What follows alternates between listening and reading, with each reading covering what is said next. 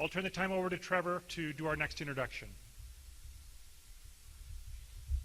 Okay, so as John was talking about, I am responsible for some of the technology projects that Firm Mormon does, including the streaming, which you can still buy.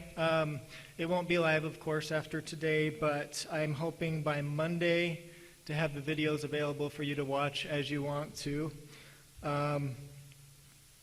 Also, I have created Android apps that are available in Google Play and the Amazon store for the Kindle Fire. There's one for Fair Mormon that has a convenient way to listen to the podcast and to the new Fair Mormon radio, to watch the YouTube videos, among other things. There's a standalone app for the Fair Mormon front page. And we also, for our friends, the Interpreter Foundation, I also made an app for them, which you can find there as well. And if you or anybody you know would be willing to volunteer to create an iOS app, that would be greatly appreciated. Contact me. And if anybody out there uses BlackBerry 10 or Windows Phone and there's any interest in apps for those, let me know. But unless there is, we probably won't be doing much with those. And then another project I'm working on is Fair Mormon TV that will show videos on demand for the Roku box and also for the Amazon Fire TV. You'll be able to watch older conference videos and some of the content that we currently have on YouTube and things like that. Okay, now I am happy to introduce Matthew C. Godfrey is managing historian of the Joseph Smith Papers and co-editor of volumes in the Documents series.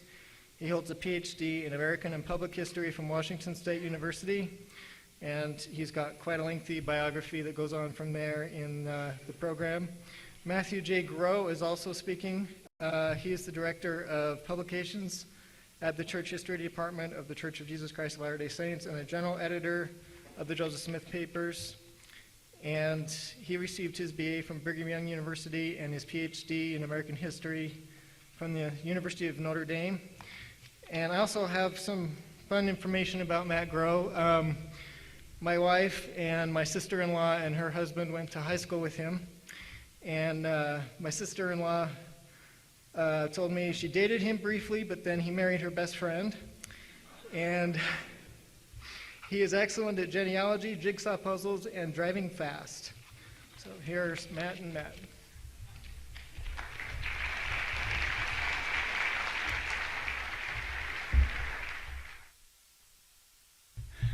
Well, it sounds like I need to do a little investigation who he's been talking to. But it's a great privilege to speak to you today about the Joseph Smith Papers and the Doctrine and Covenants. Let's see. How do I get this started?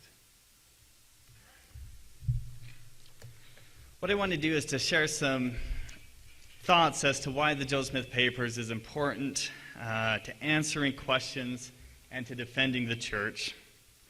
And then share some recent research which can enlighten Latter-day Saints as they seek to understand Joseph's revelations. First, a brief introduction to the Joseph Smith Papers. We sing in the church that millions shall know Brother Joseph again. It is our hope at the Joseph Smith Papers that we have a role in helping millions upon millions to become acquainted with Joseph. The goal of the Joseph Smith Papers is to publish, either in print or on our website, everything that is a Joseph Smith document.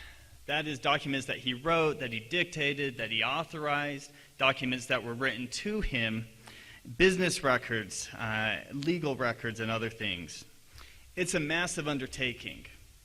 On the day the church was organized, the Lord declared, "Behold, there shall be a record kept among you." The early saints took that commission seriously. We've now published 8 volumes out of a projected 24. The Joseph Smith Papers is a documentary editing project that's sponsored by the Church History Department of the Church of Jesus Christ of Latter-day Saints, as well as by the Larry H. and Gail Miller Family Foundation. Many of the great men and women of history have these types of documentary editing projects, such as these that you see. What is it? Like these other projects, we aim to find the relevant records, to transcribe them, to verify their text, and to place them in historical context. Our goal is to produce books of the highest scholarly standards and the highest church standards. In many ways, Joseph has been the target of character assassination since the day the church began. Never again can a critical author write on Joseph in a credible manner without confronting and grappling with the records that he left behind and our scholarship on them. We thus hope to influence the understanding of Joseph both through our own books and by influencing other books. So the way documentary editing works is we find the originals, we'll transcribe them, we'll publish them into volumes. This is an example from the papers of George Washington. And then we hope others, David McCullough, for instance, with the papers of George Washington, take that raw material and write books on Joseph and the early saints. Of course, there's been a lot written on Joseph over time. Each of these books would have been better had the authors access to what we are publishing in the Joseph Smith papers. This is what we hope the Joseph Smith papers will look like on bookshelves when we're done. About 24 books. We're about a third of the way there. Our books are organized in 6 series, and let me just briefly explain this. The first we call our Revelations and Translation series. There you see on my right, your left, the manuscript is of the Vision, or Doctrine and Covenants 76 in its earliest form, and there you have early record-keeping books in which the saints kept their revelations. So we're publishing the earliest manuscript form of Joseph's Revelations and then the earliest printed form as well. We have a history series. Early histories written by Joseph Smith and his clerks, or histories commissioned by Joseph Smith. The saints had a real understanding that what they were doing was historically important, and so they kept records. This is the manuscript history of the church. What many of you know is the published history of the church came from this. We call these books A1, B1, C1, and so forth because that's how the original scribes labeled them. We're putting all of that online on our website. Half of it's there now. The journal series. We'll be using all of the Joseph's journals and diaries. He wrote very little of it in his own hand, only about 31 of about 1,600 pages, dictated some of the rest, and then the rest is clerks keeping his journals, sort of observing what he does in a given day. Here are the original records of Joseph's journals from which we'll be publishing those books. Finally, actually, next to last is our document series. This is our largest and most important historical series, where we're putting the documents, the letters, the minutes of meetings, other records in chronological order and marching through church history, putting them in their historical context with historical introductions and footnotes. Finally, we have a legal and business series. Joseph was involved in over 200 cases.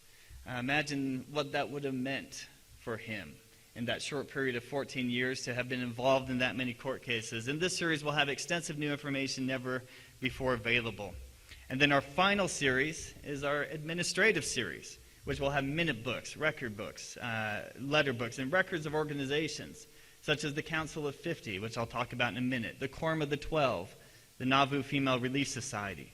Here's an example from our website of the Nauvoo Female Relief Society minute book that we've published there last year. If you haven't read it, I'd very much encourage you to do so.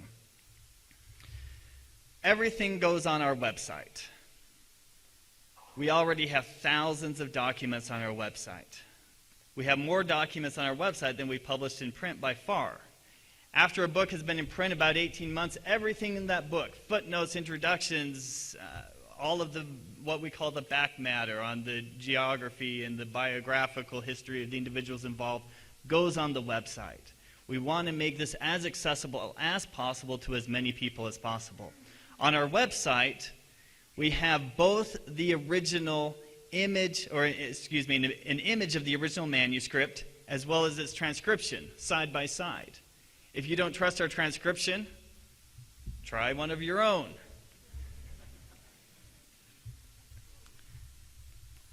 One of the most potent arguments that critics of the church have employed is that the church hides information. It hides its history. The Joseph Smith Papers is demonstrating with every volume published, every document placed on our website, that this is simply not true. The church is being transparent about its history in a way that is truly remarkable. The Joseph Smith Papers can be used as a great symbol of this transparency. Let me give you a few examples. First, the Joseph Smith Papers is committed to a comprehensive edition of Joseph Smith Papers. Nothing will be excluded. Every document that falls in our criteria as a Joseph Smith document will be included. No document will be edited or changed before publication. We hold ourselves to the highest standards in that regard. Every document, as I showed, that is put on the website is placed side by side, its transcript, and the image of the original. That's the ultimate in transparency. Here are the originals. Here's what we've made of them. Included in the Joseph Smith Papers will be documents that have never before been published. One great example of this is what we call the Book of Commandments and Revelations, which was the earliest book into which the early church clerks wrote Joseph's revelations. The Joseph Smith Papers published this book in full several years ago, again with images of the original manuscript pages with accompanying transcripts. Some of these early revelations were edited before publication by Joseph and Oliver Cowdery and Sidney Rigdon and others, often for stylistic consistency and sometimes to reflect doctrinal and organizational developments. To aid scholars and others in understanding these changes, we color-coded who made each of those changes. That's transparency. Last year, we announced that we would be publishing the Council of 50 records for the Nauvoo era. Joseph established the Council of 50 in March 1844, 3 months before his death. Following his death, the council reconvened in February 1845 and met until the following January. The Council of 50 Minutes have never before been published or even available to scholars. The decision by the First Presidency to publish the Council of 50 Minutes is another indication of the church's transparency with its history. In the Joseph Smith Papers, you can find the original manuscripts of some of the most important events in church history, some of which continue to be used, as you know, by critics to provoke questions among the faithful. By giving church members and others access to the original documents, we not only take away that argument that is so often used that the church hides its history, but we also allow them to make their own decisions about these crucial events. Do you have a question about the first vision? It's multiple accounts? Then come and read all of them in the original handwriting from the original sources on the website or in our published books. Do you have a question about the translation of the Book of Mormon? What Joseph Smith said about women and priesthood to the Female Relief Society of Nauvoo? The translation of the Book of Mormon or the Kirtland Egyptian Papers? Or the King Follett Discourse? Then come and read the original manuscripts about these topics. We've even tried to make it easy for people, aggregating the information about something like the Book of Abraham and the Egyptian materials in one place. Here's another finding aid that we have prominently displayed on our homepage on the primary accounts of Joseph Smith's first vision. Not only do we make available the original manuscripts, but we try to contextualize them with the best historical scholarship. We try not to rely on secondary scholarship, but we try to get to the primary sources on just about every question. And we tackle the tough issues. For the translation of the Book of Mormon, if you want the best scholarship on that, go read the volume introduction to our Documents 1. For plural marriage in Nauvoo, go and look at the volume introduction of Journals 2, and so forth. So I see the Joseph Smith Papers as a great symbol of the church's transparency with its history. And of course, the church is doing much else right now to be transparent. I'd mention particularly the publication of 9 essays over the last 10 months or so on LDS.org on the Gospel Topics page.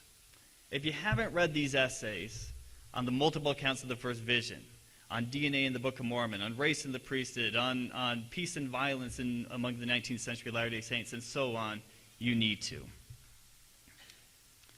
The church also emphasized its commitment to the best historical scholarship and to transparency with the publication of the 2013 edition of the Scriptures. Nearly 80 sections of the Doctrine and Covenants contain some changes to their headings, mostly based on the research of the Joseph Smith papers. Many of these changes are minor, the correction of a date here or the spelling of a name there. But some are major and help us to better understand the context in which a revelation was received. As I mentioned earlier, the second volume of the Joseph Smith papers to be published was the large facsimile reproduction of the manuscript revelation books that I've already mentioned, which reproduces in photographic and textual format 2 manuscript revelation books that the earliest scribes used to record Joseph's revelations. From these books, we learned a wealth of information about the early revelations. To that, we added other historical scholarship. Last year, the Joseph Smith papers published 2 books. The first in our document series, Documents 1 and Documents 2. They contain the revelations that form about the first 90 sections of the Doctrine and Covenants, as well as some uncanonized revelations, and other letters, minutes of meetings, and so forth. The intense research needed to properly place each revelation in its historical and cultural context has yielded many new insights. I've only played a peripheral role in that research. I want to acknowledge those scholars, Mike McKay, Garrett Dirkmott, Matt Godfrey, whom you'll be hearing from in a few minutes, Mark Ashworth McGee, Grant Underwood, Robert Woodford, and Bill Hartley, who have labored with these documents for many years. Now, I want to give you 2 examples of how getting back to the original primary sources helps us understand 2 significant sections of the Doctrine and Covenants, and then Matt's going to give some other examples. Doctrine and Covenants, section 19. It's a marvelous doctrinal section talking about the atonement. On a practical level, its immediate significance was to command Martin Harris to not covet thine own property, but impart it freely to the printing of the Book of Mormon. Section 19 has traditionally been dated to March 1830. It appears with that date in the 2 earliest print publications, the Book of Commandments and the Doctrine and Covenants, in 1833 and 1835. However, the editors of those books seem to have had doubts about its date. They placed the date in parentheses, which they did with other dates in which they had doubts. The manuscript revelation books, however, helped us to correctly date it earlier, most likely to the summer of 1829. Now, why would that matter? Well, the Lord strongly chastises Martin Harris in the Revelation. Martin is told repeatedly to use his property to pay for the publication of the Book of Mormon. He's told to impart a portion of thy property, yea, even a part of thy lands, and all, save the support of thy family. He should pay the printer's debt. In June 1829, Martin Harris had negotiated along with Joseph Smith with several printers to pay for the publication of the book. They finally came to an agreement with E.B. Grandin of Palmyra, New York. John H. Gilbert, who was the typesetter who worked for Grandin, recalled that Harris had promised to pay for the cost of the printing, $3,000 for 5,000 copies. Grandin's brother-in-law recalled that Harris became for a time in some degree staggered in his confidence. Nothing could be done in the way of printing without his aid. Grandin refused to purchase the needed type unless Harris paid for the Book of Mormon up front. Grandin did not want to have any of his own money paying for the publication of the Book of Mormon and hoping for future sales. It was apparently during this time of hesitation that Joseph received the revelation that became section 19, urging Harris to fulfill the bargain he had made with the printer. Martin did so. On August 25, 1829, he mortgaged all of his property to pay for the printing of the Book of Mormon. Mortgages could be used in transactions, and Grandin sold the mortgage for cash. The moment the mortgage was given, the Book of Mormon was paid for. Grandin had no stake in how well the Book of Mormon sold. He'd already received his payment. So it would make no sense for Martin Harris to be told in March 1830 to pay for the Book of Mormon when it had already been paid for and the books were rolling off the press. But it made a lot of sense in the summer of 1829, when Harris was hesitating on the promise to pay for the cost of the publication. After receiving the chastisement from the Lord, Martin went forward with that very difficult decision to mortgage all of his property to pay for the book. Understanding the correct date, I think, makes the revelation even more applicable to us as Latter-day Saints. Have you ever hesitated before moving forward with something you felt the Lord wanted you to do? If so, I think then we can identify with Martin and understand both the Lord's encouragement and chastisement to him and to us to go forward in sacrificing for his work. One more example. Section 49 is another revelation with a dating problem. In this revelation, the Lord directs Parley P. Pratt, Sidney Rigdon, and Lehman Copley to take a revelation to the Shakers of North Union Village near Cleveland and call them to repentance. The three men chosen for this mission all had knowledge of and ties to the Shakers. Copley had been a Shaker, Rigdon had admired their communalism, and Pratt had grown up in the shadow of their main community in New Lebanon, New York, and had some family members who were Quakers. Pratt had also visited, along with Cowdery and a few others, the Shakers at North Union Village and left several copies of the Book of Mormon with them months earlier as part of his Lamanite mission. Unknown to him, one of the Shakers had read the Book of Mormon. Richard McNamara, one of the leaders. He said it reminded him of the Persian tales which I used to read when a boy. Its endless genealogies and chronologies afford no light to a believer, he thought. One of the very earliest commentaries we have on the Book of Mormon, how it was received. Traditionally, this revelation has been dated to March 1831. It appears with that date in the earliest published sources. But two sources tell us its true date of May 7th, 1831. First of all, that very earliest manuscript Revelation book says it was May 7th, 1831. It's pretty good evidence. Second of all, when Rigdon, Copley, and Pratt went to that Shaker village, one of the Shaker elders copied the revelation into his journal. And what did he date it? May 7th, 1831. Now, why in the world would it matter if this revelation was received in March or May? Well, I think it matters because we know that the Mormon delegation arrived at the Shaker village on May 7th, 1831. In other words, Joseph Smith received the revelation that morning, and the men immediately left for the half-day journey to the Shaker village, where they received that night. They didn't wait around for 2 or 3 months, wondering how in the world they could possibly go to the Shakers, whom had been their associates and friends and whom they admired, and deliver unto them a revelation that denounced Shaker doctrines and called them to repentance. Rather, they left immediately. I think that tells us something about how the early saints viewed and thought about Joseph's revelations. The Shaker elder Ashbel Kitchell recorded a lengthy account of the Mormons' visit. At a service on Sunday morning, the day after their arrival, the Mormons were given permission to read the revelation. The Shakers, however, were unimpressed. Kitchell arose and said that he would release them from any further burden about us and take all the responsibility on myself for the Shakers' spiritual welfare.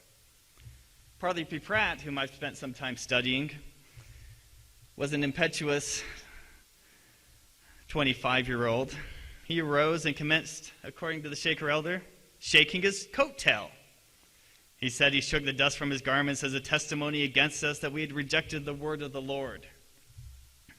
"You filthy beast," Kitchell shouted before Pratt was done, further railing at him and sending the missionaries away. They left, and the next day, Joseph Smith received another revelation assigning Parley P. Pratt on another missionary expedition and sending him on a different mission. I hope these examples demonstrate somewhat the importance of understanding the historical context around the Doctrine and Covenants. As Latter-day Saints, we can better comprehend the revelations if we know as much as possible about what questions prompted them, about what specific situations they addressed, about the individuals involved. Understanding the particulars in the Revelations can help us understand what is general, what is universal in the Revelations, and what was intended for a specific individual at a specific time and place. The other conclusion I've drawn from studying the insights drawn by the numerous scholars on the Joseph Smith papers is how much the early saints valued Joseph's revelations. This is shown in the painstaking way in which the early clerks copied those revelations into these manuscript revelation books, and by which other saints recorded copies in their own journals before the scriptures were published. It's shown in the decision of a church conference in 1831 to publish the Revelations and to print 10,000 copies at a time when the number of members was in the hundreds. They declared that the Revelations were worth to the church the riches of the whole earth. And I think especially it's shown in the way the individuals responded to the Revelations. When the Lord spoke through the man they called Joseph the Seer, Martin Harris mortgaged his property to pay for the Book of Mormon. And Sidney Rigdon, Lehman Copley, and Parley Prague Pratt left immediately to take the Revelation to the Shakers. My colleague Matt Godfrey will now share some insights into the Revelation drawn from the Documents 2 volume.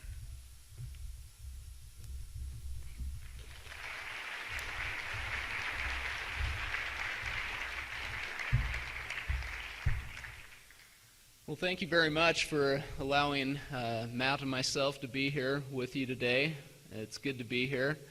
I'm grateful for what Matt has already talked to us about the context behind some of the revelations and some of the work that we're doing on the Joseph Smith papers. And I want to talk for just a few moments today about a few other revelations where understanding the context behind them gives us a richer understanding of what the revelations were talking about.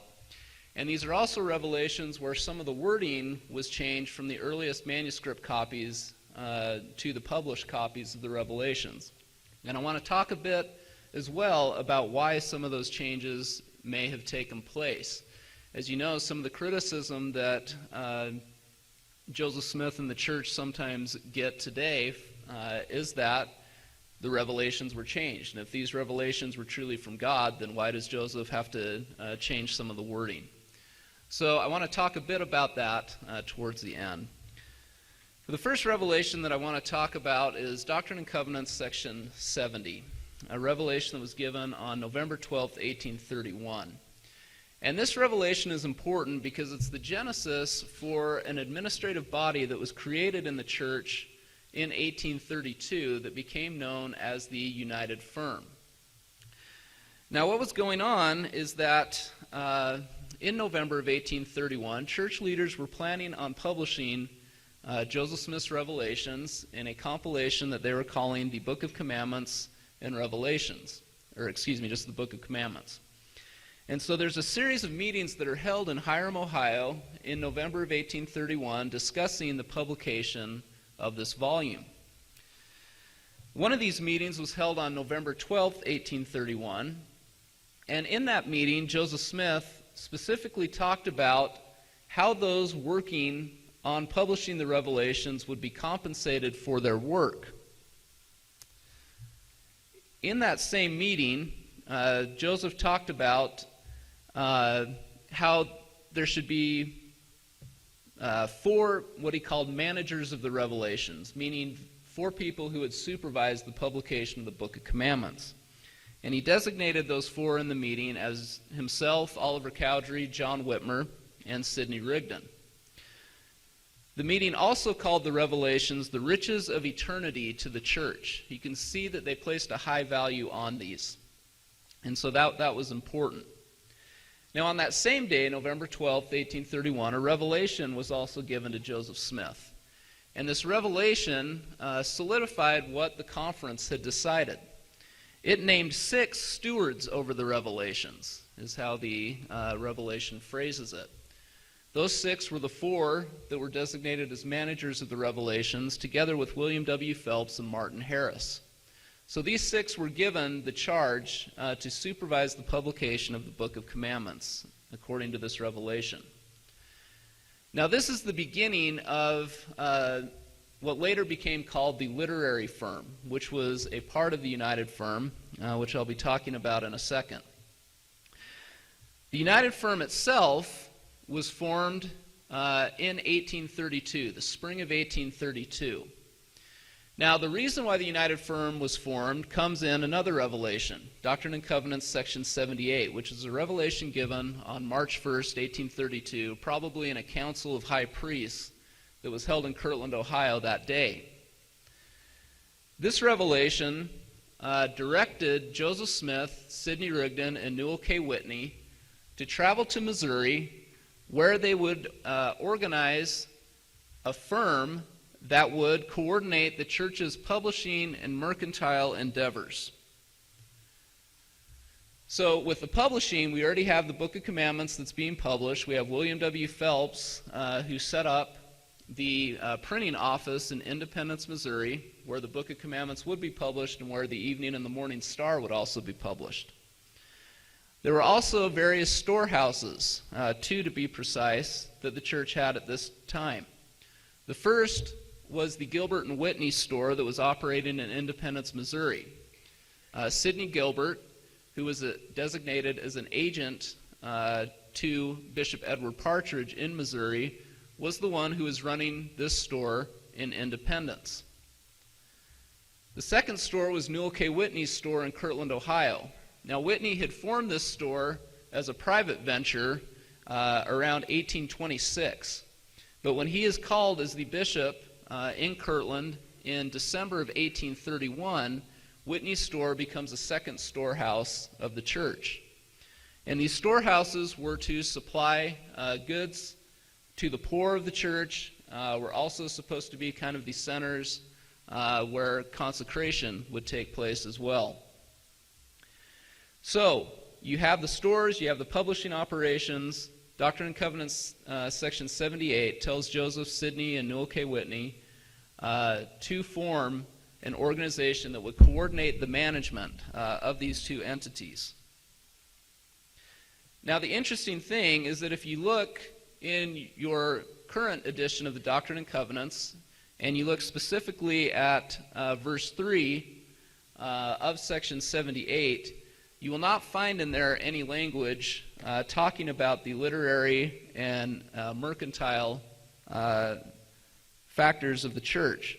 Instead, what it says in there, I'll bring it up just briefly. If you go to the current Doctrine and Covenants in verse 3, you have instead, it says that there must needs be an organization of my people in regulating and establishing the affairs of the storehouse for the poor of my people, both in this place and in the land of Zion. That's not what the original Revelation says. In Newell K. Whitney's copy of the Revelation, as well as in the two Revelation books that Matt talked about earlier, what it says in there is that there must be an organization to regulate and establish the literary and mercantile establishments of the church. It also says in there that the organization should come by an everlasting covenant that is made, and that the organization would occur in Missouri. Well, Joseph, Sidney, and Newell listened to the instructions given in this revelation, and they proceed in April of 1832 to Missouri. And when they get there, one of the first things that they do is they call a council of high priests that convenes in Independence on April 26, 1832. And in that council, they form what becomes known as the United Firm. On the 26th of April, after they've discussed the need to form this firm, a revelation is given to Joseph Smith, which provides more detail about what the firm would be. And this is our current section 82 of the Doctrine and Covenants.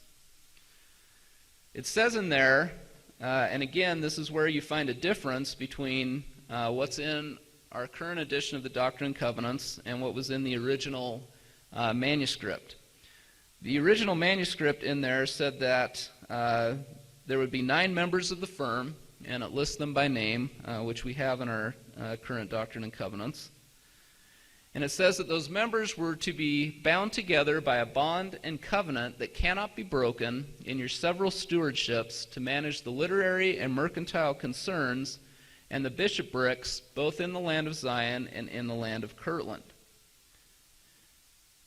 Now again, most of this is the same, but in our current edition of the Scriptures, it says that these individuals would be bound together by a bond and covenant that cannot be broken by transgression, except judgment shall immediately follow in your several stewardships to manage the affairs of the poor and all things pertaining to the bishopric.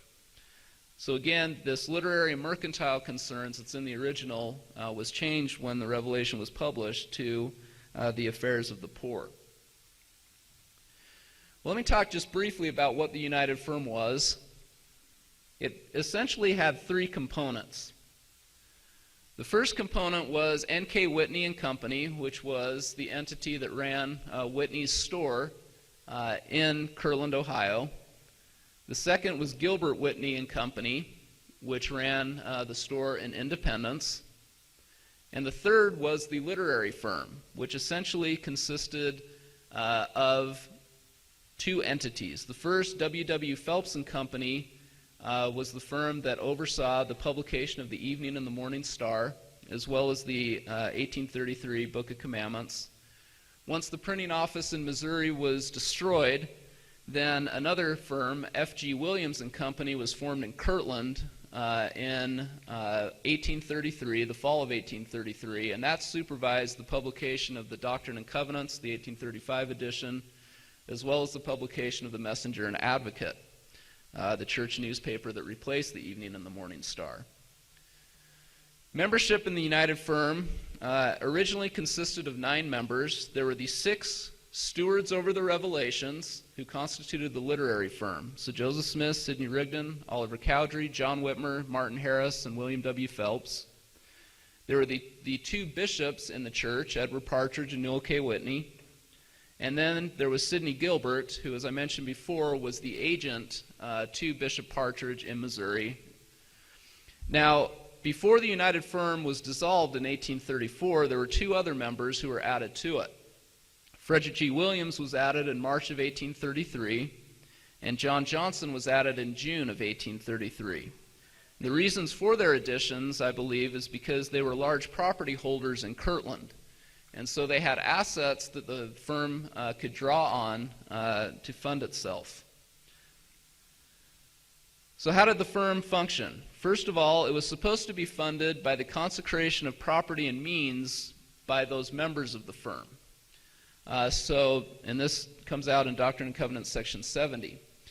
Any proceeds, this section tells us, from the publication of the Revelations were to be used to first of all, to supply the needs of those responsible for the publication of the Revelations, but then anything over those needs were to be consecrated to the storehouse of the church and be used to help the poor.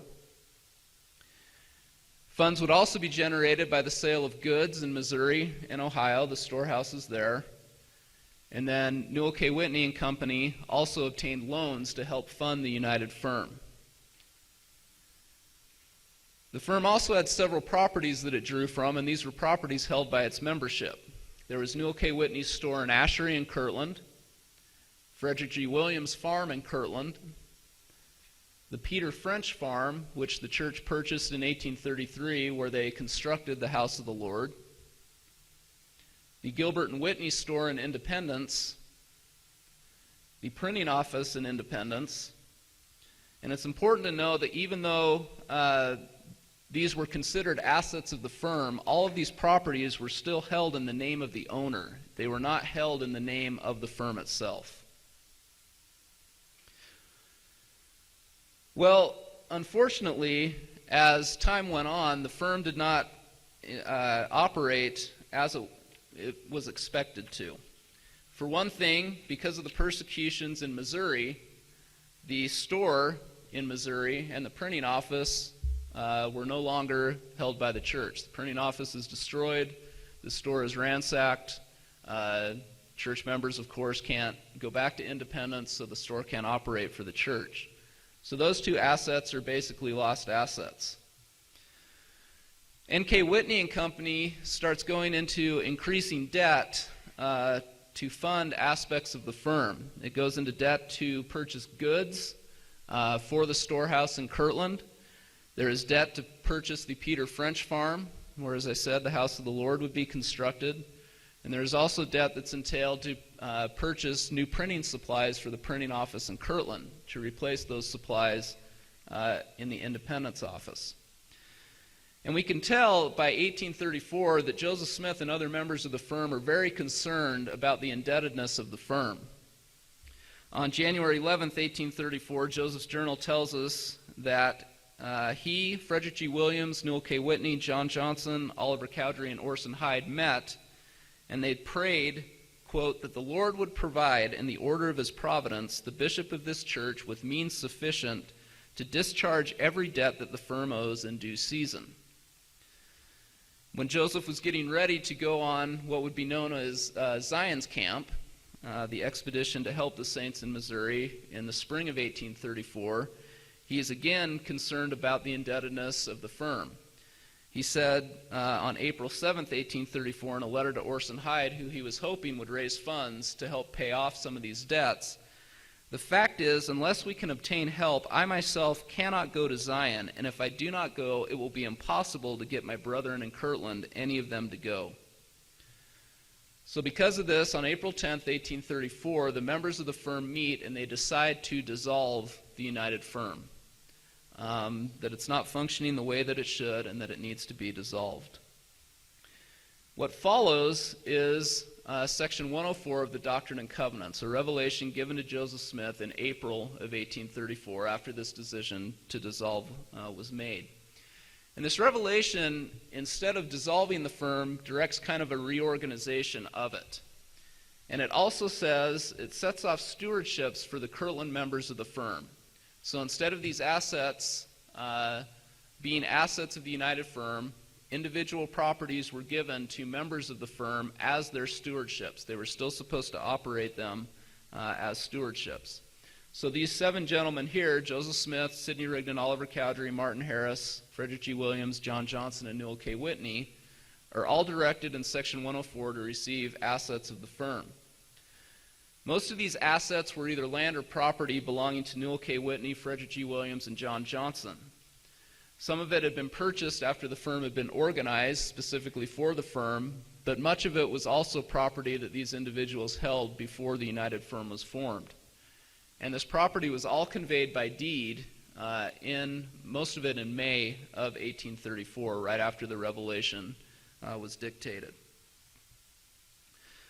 So basically, after this point, the United Firm ceases to function in the church.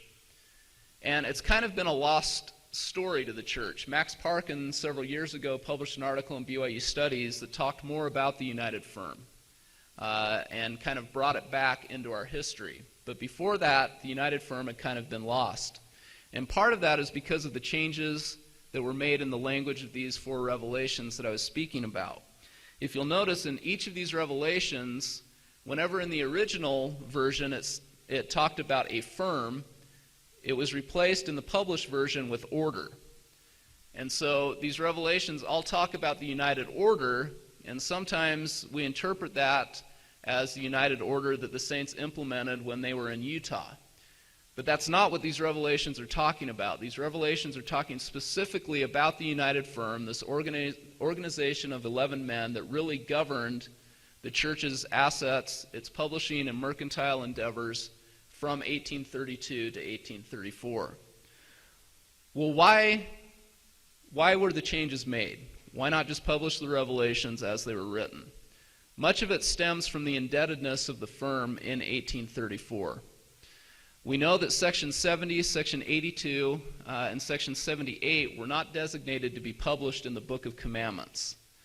And that wasn't unusual. There were other revelations that Joseph gave. Section 57 is one of them, that talk about the building up of Zion, building the city of Zion, that were not to be published originally when they were given, because the church wanted to protect some of the things that it was doing. Well, when these revelations are finally published in the 1835 Doctrine and Covenants, at that time the firm has been dissolved, and so church leaders apparently felt like they could publish the revelations talking about them, but because there were still these debts, outstanding debts of the firm, the church wanted to protect those members of the firm. So any mention of the members were replaced with pseudonyms. The real names were then reintegrated back into the Doctrine and Covenants in the 1980s. But pseudonyms were used for the names, and then any information in there pertaining to what the United Firm was, changes were made to kind of mask what was going on. Now, this isn't some nefarious plot, and it's not to say that the revelations as originally given were not the mind and will of the Lord. It was more a means for the church to protect itself and its financial institutions from creditors at that time. So what does this all tell us? I think understanding the story of the United Firm helps us understand better how the church governed its assets from 1832 to 1834. It helps us understand one of the key administrative bodies in the church during this time period. And it certainly helps us better understand the context behind these 4 sections of the Doctrine and Covenants. I hope this has been fruitful for you as well to talk about this, and I thank you very much for your time.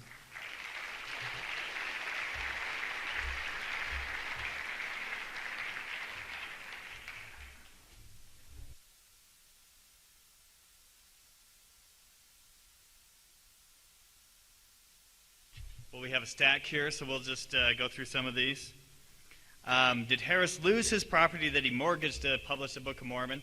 That was the whole point of, so he took out a mortgage and then he gave the mortgage to E.B. Grandin. At that point, the property is Grandin's, and he then sells that mortgage to another man, so he's got the funds to pay for the Book of Mormon. So he lost it all.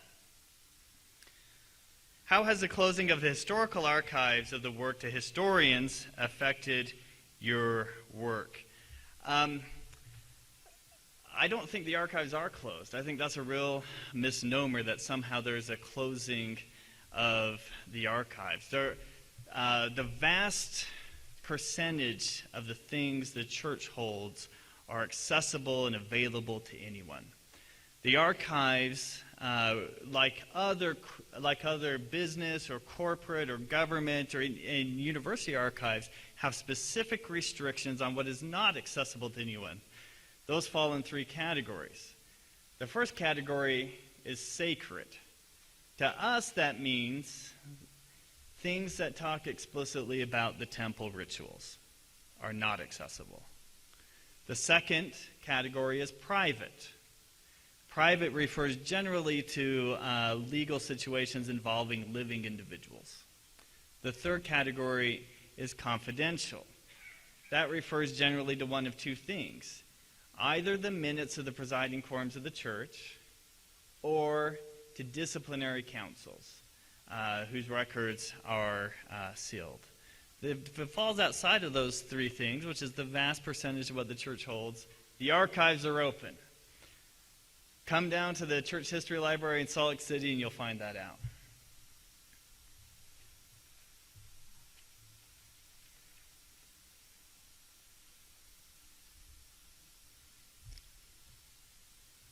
All right, this one says, as a church member and teacher in the church, what are some of the surprises that I ought to study up on or be ready for?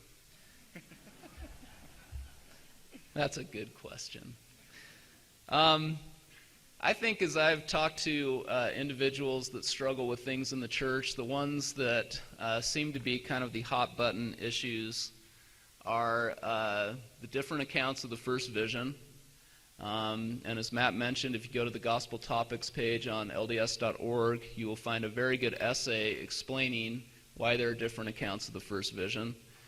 And I would just say, as a historian, when I look at the different accounts, when critics make a big deal out of that, it amuses me to some case, because one of the things you learn as you go through doctoral programs in history is the role of memory. And I think you would be hard-pressed to find anyone who wrote an account of a specific event over a 12-year period at different times in that 12-year period that did not have different details in those various accounts. But anyway, that's one that I think people talk about a lot. Certainly Joseph Smith and polygamy is an issue that many people struggle with. And as Matt mentioned, the volume introduction essay to our journals, Volume 2, talks for a few pages about Joseph Smith and polygamy. And certainly I think when we publish Volume 3 in our journal series, which should be out in the fall of 2015, there will be additional information there. So those are two that I think, if you're a church member and a teacher and you're trying to gear up for things that people might ask you about, those are two that I think are certainly hot topics. Presenting the project is, well, this one it says it's for Matt. A little bit confusing, but we will go forward. Presenting this project as evidence that the church is transparent seems misleading. Is the Joseph Smith Papers not a response to the fact that we need to do better in this regard? I think it's true that the Joseph Smith Papers was in part a response to the fact that the church needed to be more transparent about its history, needed to be more upfront about its history. And I think really, and I think if we go back to the 1950s and 1960s and things like that, I think if we get in, I think we could better understand why there wasn't the sort of transparency that we might expect today back then. But I think that really there's been a sea change within the church in terms of historical transparency, and I think the Joseph Smith Papers speaks to that. Just a couple of quick ones, and I'll let Matt answer one. Are there any documents considered too sacred to publish in the Joseph Smith Papers, such as specifics on the temple?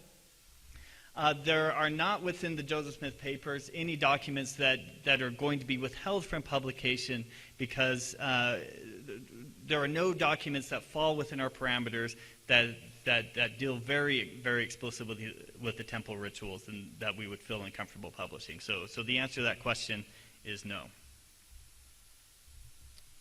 I think we have time just for a couple more of these. Here's one. What was the process of making the changes to the Doctrine and Covenants? So in 1832, in the spring of 1832, in fact, it's in a meeting of the literary firm that's held. I believe it was April 30th of 1832. In that meeting, a committee is set up to go through the Revelations and to make sure that the Revelations are stylistically correct and things of that nature. The minutes of this meeting, I believe it's Sidney Rigdon says that in the process, both of transcription of the scribe and then copying the Revelations over, there were mistakes that were entered into the record. And so a committee was set up of Joseph Smith, Sidney Rigdon, and Oliver Cowdery to go through the Revelations and to make corrections to them. Now that was for the publication of the Book of Commandments. When they decided to do the Doctrine and Covenants in 1835, there was a committee set up again of Joseph Smith, Oliver Cowdery, Sidney Rigdon, and Frederick G. Williams, and they played a similar kind of role. They went through the Revelations, made corrections to them. Many of the changes were made by Oliver Cowdery, and then when William W. Phelps comes over to Kirtland from Missouri in the spring of 1835, he's assigned to help out with the printing of the Doctrine and Covenants, and so he makes some of the changes as well in there. And as Matt said, one of the great things is you can go to Volume 1 of our Revelations and Translations series.